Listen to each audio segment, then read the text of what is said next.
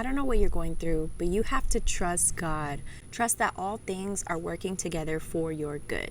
Even if you don't understand what's happening right now, even if you don't understand why you feel like God isn't responding or God isn't answering your prayers, know that God is working things out behind closed doors. You cannot see what God is doing, but trust that what He's doing is aligning for your good. God is a faithful God, okay? We aren't meant to know the plans that God has for us. We aren't meant to know everything that God is doing. We are meant to walk by faith and not by sight. So stop focusing on what you can see, even though you don't see things changing, even though you don't feel things happening.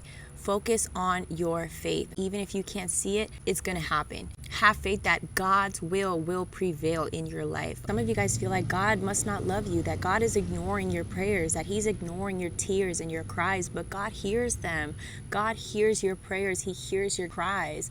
Sometimes when God doesn't answer us immediately, we start thinking, man, like God isn't listening to me. God left me.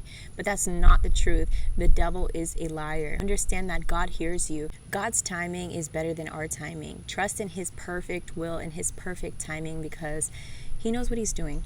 There is a time for everything, a time to be born and a time to die. If it was up to us, we would have everything handed to us instantly. We would not have to wait for anything. But God knows that the waiting season is necessary and it's required for our growth. The waiting season strengthens our patience. It strengthens our faith in Him. So sometimes God has us in a longer waiting season than we would like, but we have to trust that in this waiting season, you are growing, you are learning, and you are being strengthened. Allow Him to strengthen you during this waiting season and ask yourself, what is God trying to teach me in this season that I'm in? There's always a lesson to be learned in every season that we're in, whether you're in the waiting season or whether you're in the promised land.